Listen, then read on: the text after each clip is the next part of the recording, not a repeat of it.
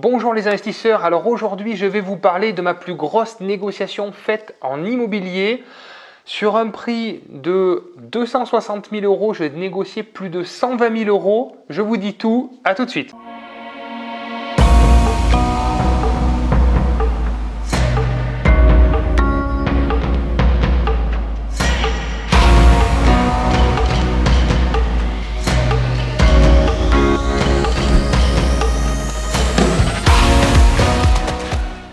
Donc bonjour à tous, bienvenue sur cette nouvelle vidéo.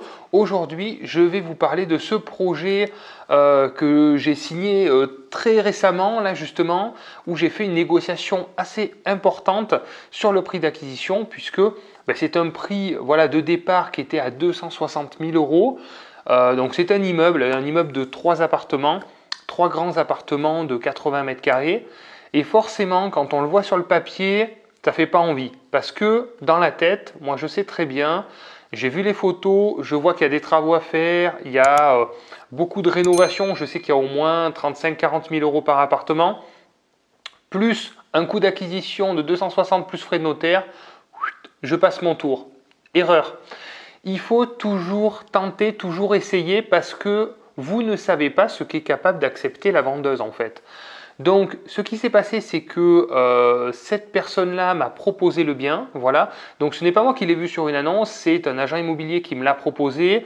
C'est encore une fois l'intérêt d'avoir un réseau. Donc, j'ai fait une vidéo justement sur comment trouver une bonne affaire. Je vous invite à la regarder, je vous donne toutes mes astuces.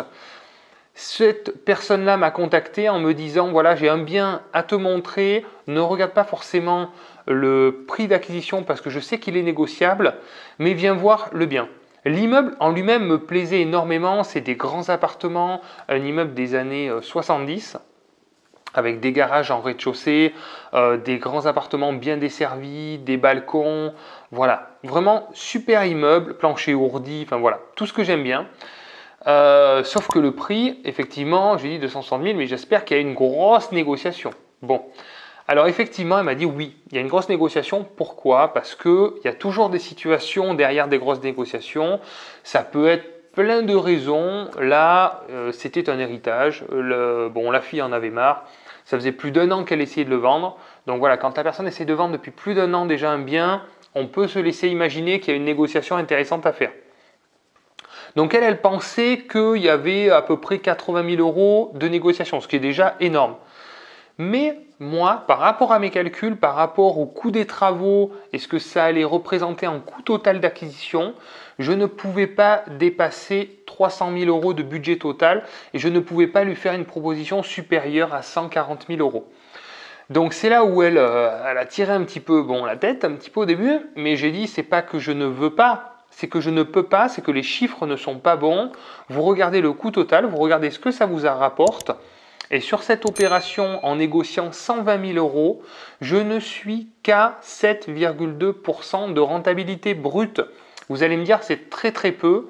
Oui, c'est pour ça que c'est la plus grosse négociation que j'ai faite, mais c'est la moins bonne rentabilité que j'ai eue. Et en fait, dans cette vidéo, ce que j'ai envie de vous faire passer comme message, c'est ne regardez pas que ce que vous négociez, mais regardez bien finalement le projet final, parce que une grosse négociation ne veut pas dire faire une super bonne affaire, pas du tout. Il y a des biens que j'ai achetés sans négociation et c'est les meilleures affaires que j'ai faites. Pourquoi? Parce que le prix de vente faisait que c'était très très intéressant. Et il ne fallait absolument l'acheter au prix tout de suite parce que sinon derrière il y avait 4, 5, 10 visites qui l'achetaient au prix. Voilà, donc c'est pour vous dire, après les gros avantages de ce projet, pourquoi j'y suis allé quand même, c'est que c'est un projet très patrimonial, c'est des grands appartements, ça va être totalement passif.